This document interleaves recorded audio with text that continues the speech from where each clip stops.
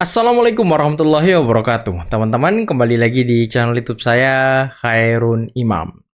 Gimana nih kabar kalian? Semoga kita semua selalu diberi kesehatan, kemudahan, dan juga limpahan rezeki dari Yang Maha Kuasa, teman-teman ya. Setelah kasus ijazah palsu ini gagal menyerang Pak Jokowi, muncullah kemudian kasus hutang kereta cepat Wush. Dan itu juga gagal maning, karena ujungnya Pak Prabowo seolah-olah pasang badan untuk Pak Jokowi. Dan negara siap bertanggung jawab dan membayar hutang kereta cepat Wush. Dan itu kan serangannya masif sekali kepada Pak Jokowi. Dan setelah itu, ternyata bohir dari Roy Suryo CS, bohir dari gerombolan pembenci ini tidak tinggal diam, teman-teman. Muncul lagi nih isu baru, bandara ilegal Morowali. Yang serangannya itu sekarang bisa kita lihat bertubi-tubi lagi kepada Pak Jokowi. Tapi sayangnya, ini gagal lagi, teman-teman. Waduh, berbagai cara mereka lakukan untuk menjatuhkan harkat dan martabat Pak Jokowi. Tapi semuanya gagal. Saya tadi melihat di media sosial ada yang spill, ada yang sedikit mengulik-ulik gitu. Karena konon kabarnya bandara itu dibangun di era pemerintahan SBY. Benarkah demikian? Nah, mungkin teman-teman yang tahu informasinya bisa komen di bawah ya. Tapi ujung-ujungnya, ya ini semua terbuka teman-teman faktanya. Itu bukan bandara ilegal. Semua otoritas bea cukai dan segala macam itu melalui Bandara Sultan Hasanuddin. Kemudian masuk ke Morowali. Jadi tidak ada yang ilegal, semua sudah sesuai prosedur dan bandara ini terdaftar di Kementerian Perhubungan. Jadi clear. Selain itu, kita juga akan melihat bagaimana Bung Ali Muchtar Ngabalin pasang badan membela Pak Jokowi dari berbagai serangan dari orang-orang yang mengaku peneliti, teman-teman. Nah, terakhir, kita akan melihat bagaimana kuasa hukum Roy Suryo, Ahmad Kozinudin, lagi-lagi ngamuk di TV. Dan dia agak tersinggung ketika dikatain pecah kongsi dan sudah dipecat oleh Tifa dan Rismon. Oke, sebelum kita mulai videonya, jangan lupa like, subscribe, dan share. Dan tanpa perlu berlama-lama lagi, mari kita mulai videonya berikut ini. Saya kalau lihat videonya Roy Suryo itu pengen tak tampar. Pengen tak tampar. Sepertinya anak ini mewakili perasaan kita semua, teman-teman ya. Mewakili keinginan kita semua gitu. Pengen tak tampar.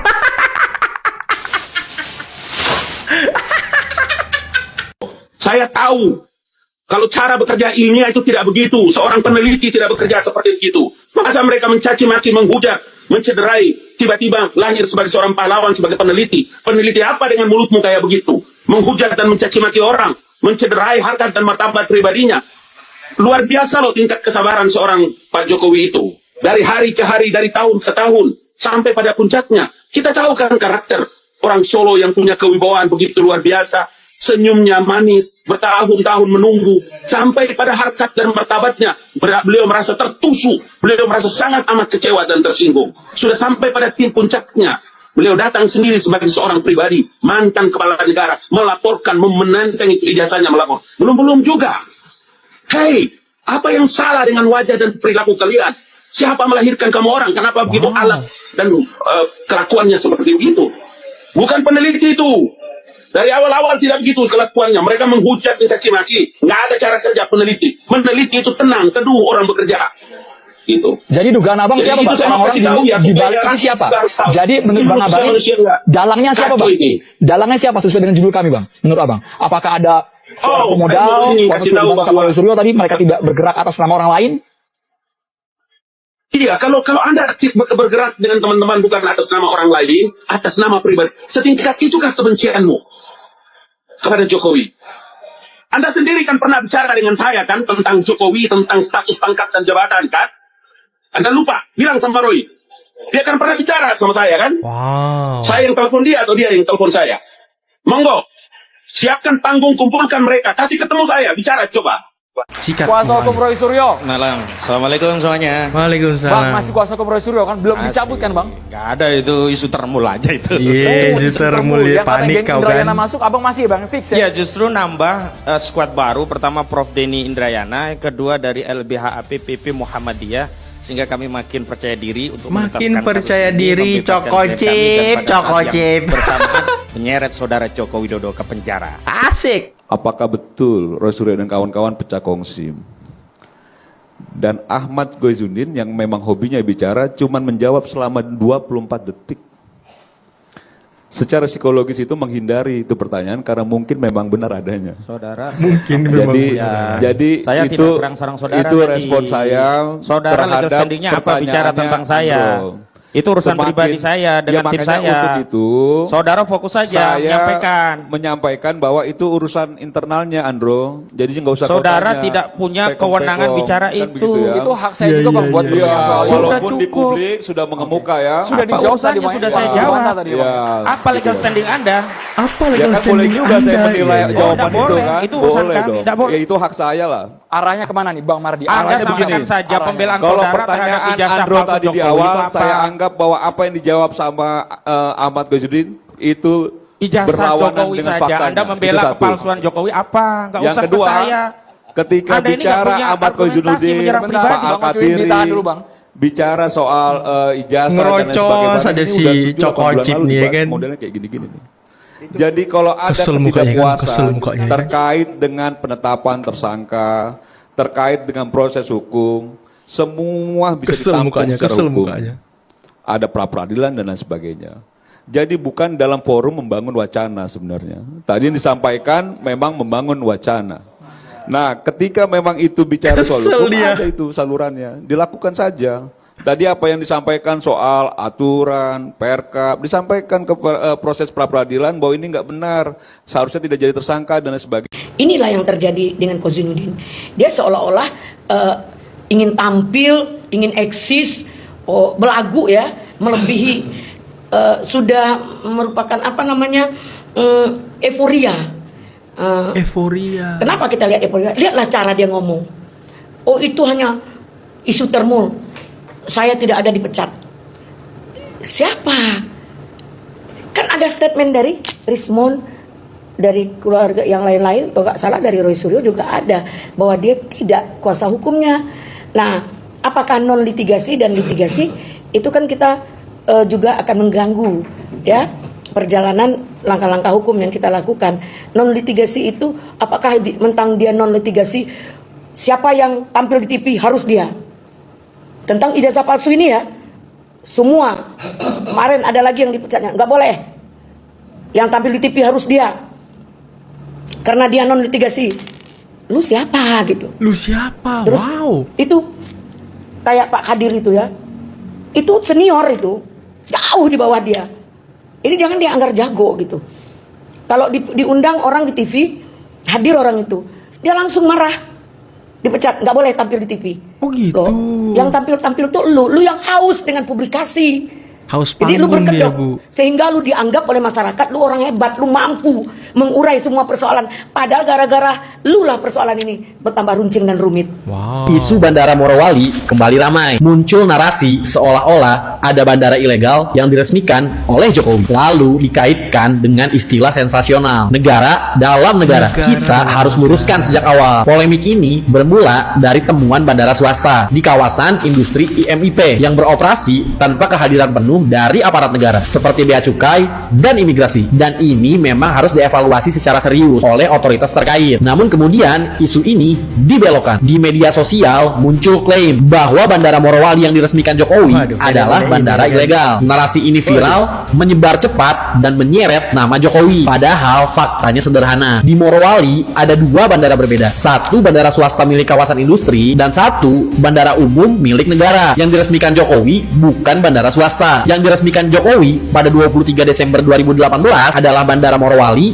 milik pemerintah dan ini tercatat resmi di Sekretariat Kabinet. Jadi masalahnya bukan pada siapa yang meresmikan. Masalahnya ada pada pengelolaan dan pengawasan bandara swasta yang seharusnya menjadi tanggung jawab pengelola dan otoritas teknis. Mengaitkan isu ini ke Jokowi adalah salah satu contoh politik persepsi, penggiringan opini sesat. Yang disalahkan bukan pengelola dan pengawas, tapi simbol negara. Dari sinilah kita bisa melihat polanya. Isu lama yang digoreng, fakta yang dibungkam, lalu tuduhan liar diarahkan ke Jokowi. Tapi sejarah tidak bekerja dengan framing. Sejarah bekerja dengan fakta. Dan faktanya, Jokowi tidak meresmikan bandara ilegal. Mereka yang menuduh Jokowi bukan mencari kebenaran. Yang mereka cari adalah kegaduhan untuk merusak citra Jokowi. Betul. Ya nggak ada sejarah Roy Suryo menang lawan Farhad Abbas. Kenapa? Saya awalnya udah ingatkan, lu jangan berdebat sama gue. Tapi tahu nggak, dia berdebat sama gue, ngejek lah, kita bodoh, kita nggak benar segala macam, itu kan menghina. Akhirnya saya berang, saya lawan gitu. Karena dia senjata makan tuan gitu. Dan hukum membuktikan bahwa mereka adalah tersangka dari penyidikan dan harus disidang. Baik lagi. Saya anggap apa yang terjadi oleh Roy Suryo ini adalah faktor ekonomi. Mereka udah nggak punya uang dan pekerjaan lagi. Makanya kerjanya mereka mencari penghasilan dari keburukan. Mendapat undangan, komentar, dan berdebat 1 juta 2 juta untuk makan. Padahal mintanya Pak Jokowi kan selesai, minta pekerjaan yang baik. Bisa juga. Ya, karena Pak Jokowi juga orang yang baik. Ya, saya katakan Roy Suryo dan kawan-kawan udah, yang dulu yang merasa oke, sekarang udah KO sama Farhad Abbas ya. Saya udah ingatkan kan dulu kepada keluarganya Roy Suryo, udah. Selama kalian menggunakan polisi TikTok, polisi medsos, nggak ada apa-apanya analisa medsos, analisa TikTok. Hanya membuat gaduh, melakukan penelitian yang bersifatnya provokatif, menjatuhkan dan menghina. Karena mereka nyebelin gitu. Itu terstruktur masif Roy Suryo itu sampai bikin baju, bikin wayang itu sangat menghina. Nggak ada orang yang semenghina, yang paling saya pernah melihat orang cara menghina dan mempermalukan orang seperti Bitor Suryo dan Dipa. Kalau pencekalan itu kan berarti kan kemungkinan untuk ditahan itu ada. Kalau dia ke luar negeri, kemudian dia pergi sekolah ngambil S2 2 tahun di sana, lama kan prosesnya. Itu hanya peringatan. Yang sampai dia ada alasan dia sakit di sana. Kayak mungkin operasi mulut atau operasi otak atau operasi apa kan butuh waktu lama kan. Jadi orang-orang ini nggak ada obatnya rumah sakit dimanapun, makanya dicekal. Jadi harus di rumah tahanan negara, rutan. Karena ngomongan mereka itu kayak di hutan belantara yang tidak melihat ada hukum, ada Farhad Abbas, ada Pak Jokowi, ada Presiden, ada Pak Wapres. Mereka nggak lihat itu. Dan anehnya para pendukung-pendukung itu masih saya mempersoalkan itu. Jadi biasa itu. Kalau perkara-perkara begini mah nggak bisa disentuh hukum. Presiden itu bisa sentuh hukum itu kalau dia melakukan korupsi dan tertangkap tangan. Sepertinya itu udah disetting. Dari panggungnya, dari narsumnya sampai penontonnya disetting. Ya, saya terutama melihat langsung, nanti ini ada fotonya ya. Seorang, dia bukan security itu, tapi dia yang bagian mengatur situasi di situ. Apa? Bentar. Acara Rakyat Bersuara memang disetting untuk panggung Roy Suryo CS. Rombongan termul diperlakukan tidak adil oleh tim Aiman. Namanya itu yang mengatur situasi. Floor director. Nah, Ya. dia yang mengatur tempat duduk ya. Ketika saya melihat itu, orang-orang dari pihak sebelah, pihak Roy Suryo itu diberi tempat semuanya yang banyak ya. Kita tidak diberi tempat. Yang saya marah ya aku memang masih mencari dia. Di mana saya lagi berdiri, dia kayaknya incar saya, kayaknya dia benci saya banget ya. Mungkin karena kemarin saya semprot Tifa sampai kencing celana. Siapa itu siapa itu orang itu Bunda? Ya itu ini fotonya. Oh, Oke. Dia cari masalah dengan Bunda duluan atau gimana? Dia jadi begini ya. Dia waktu saya mau duduk di depan, saya angkat kursi, dia langsung datang, pindahkan kursi. Siapa yang angkat kursi? Dia sengaja mau marah. Kalau orang ya, sopan, tinggal bicara baik-baik kan. Kenapa tidak bicara baik-baik? Kasar seperti kita bagaikan musuh. Akhirnya saya lawan. Nah, setelah saya lawan, saya berdiri diam. Saya lagi berdiri diam dengan teman di sebelah. Terus saya ambil gambar gini, dia datang, suruh keluar loh. Orang lagi diam suruh keluar. Mana handphonenya, hapus. Dia seperti polisi. Dia bertindak. Oh, saya masih belum puas ketemu orang ini. Kau siapa? Makanya saya mau cari tahu ini orang ini siapa. Kalau tidak salah orang ini adalah kelompok dari mereka. Jadi memang mereka menyeting ya, seakan-akan diduga ya. Mereka menyeting seakan-akan orang mereka semua biar kita tuh chaos di situ. Terakhir tuh seorang perempuan ya mau undang saya untuk berantem. Dia mau undang saya untuk berantem. Masih ingat mukanya itu? Wajahnya istrinya siapa itu namanya? Suaminya yang ikut naik di panggung itu siapa namanya? Oh, ini Rustam Effendi. Nah, istrinya Rustam. Dia mengaku sebagai istrinya Rustam. Iya, di hadapan saya juga dia bilang saya istrinya Rustam juga. Istrinya Rustam, dia mau ajak saya berantem ya. Wow. Saya bukan tidak mau berantem, tapi karena saya menghormati acara itu. Bagaimana kalau saya berantem dari syuting TV semua? Ibu Diana lagi berantem ya. Saya sebagai ketua organisasi perempuan, terus lagi berantem di situ. Dan lagi acara lagi berlangsung. Oke teman-teman, itulah tadi beberapa video yang bisa kita simak, yang bisa kita saksikan pada kesempatan kali ini. Dan gimana menurut kalian tentang acara Rakyat Bersuara Aiman? Karena kalau saya lihat ya di media sosial, banyak sekali itu bertebaran analisis, pandangan dari para pendukung Pak Jokowi, dari masyarakat, bahwa ya Rakyat Bersuara ini panggung yang disediakan untuk Roy Suryo CS untuk menyalurkan omon-omonnya gitu. Dan ya walaupun saya sedikit kecewa dengan Bung Andi Aswan kemarin, tapi ya mungkin beliau terbawa suasana, emosional dan lain sebagainya. Karena untuk menghadapi Roy Suryo ini sepertinya ya kita juga harus agak-agak licik gitu. Cuman ya imbas dari itu kabar yang saya dapat hari ini Roy Suryo itu Michael Sinaga, Rismond itu kalau nggak salah dia melaporkan Andi Aswan, Irjan Mosato, dan Joshua Sinambela kalau nggak salah. Jadi ada beberapa orang yang dilaporkan oleh mereka terkait dengan tuduhan kepada Michael Sinaga kalau dia wartawan gadungan, dan juga ada tuduhan mungkin mengenai klaim ijazah scan asli Pak Jokowi. Nah mungkin itu dua hal yang dilaporkan oleh gerombolan pembenci kepada Andi Aswan dan juga Irjan Mosato serta Joshua Sinambela. Tapi nanti kita update lagi teman-temannya seperti apa kelanjutannya, seperti apa prosesnya. Ini kan masih panjang. Ya hari ini Roy Suryo CS juga wajib lapor di Polda Metro ya kan. Mereka hadir di Polda Metro hari ini untuk wajib lapor. Awalnya mereka ini diminta wajib lapor 2 kali seminggu, Senin Kamis. Udah kayak puasa sunnah ya kan. Tapi akhirnya Polda hanya menetapkan wajib lapornya di hari Kamis. Ya apa kabar Rismond? Apakah masih bisa kesana kemari? Apakah duit bohir masih cair? Waduh. Dan gimana tadi video anak kecil, bukan anak kecil sih tapi anak remaja yang diwawancarai di depan rumah Pak Jokowi, katanya kalau lihat video Rismond, video Roy Suryo pengen ditampar katanya. Dan bagaimana Bunga Ali Mukhtar Ngabalin, wah luar biasa, beliau membela Pak Jokowi. Beliau memang pembela Pak Jokowi dari ketika periode pertama Pak Jokowi, nggak salah teman-teman. Memang Bunga Ali ini sangat konsisten gitu ya kan, sangat luar biasa beliau. Dan tadi Bang Empel tumben gitu ya kan, kicap, nggak banyak omong, tidak koar-koar, tidak marah-marah. Apakah ada sesuatu nih dengan Bang Empel? Ada apa ini Bang Empel nih? Apakah butuh kita bujuk, kita rayu Bang Empel biar mulai semangat lagi, marah-marah lagi gitu ya kan? Kayaknya perlu teman-teman. Karena ini aneh nih. Tapi gimana menurut kalian tentang Bandara Morowali ini? Karena ada beberapa netizen, penonton setia saya juga banyak yang DM katanya, Bang tolong bahas ini, Bang tolong. Sebenarnya sih sudah banyak yang membahas, makanya saya tidak mau membahas karena sudah clear sebenarnya. Ini bukan bandara ilegal, ini bukan negara dalam negara. Ya ini hanya framing negatif, framing jahat dari gerombolan pembenci Pak Jokowi yang ingin berusaha menjatuhkan Pak Jokowi dengan isu bandara ilegal ini. Karena kan yang getol untuk hilirisasi itu kan Pak Jokowi kemarin. Dan kabar yang saya temukan di media sosial ada yang mengatakan juga kalau bandara itu dibangun di era SBY kalau nggak salah ya. Tolong dikoreksi kalau saya salah teman-teman. Tolong kalian komen di bawah. Karena ya itu saya lihat tadi di media sosial, di TokTok itu lewat di FYP saya. Jadi saya nggak paham juga ya. Cuman ya yang diresmikan Pak Jokowi tadi menurut video dari Projo yaitu bandara milik pemerintah, bukan bandara milik Morowali teman-teman.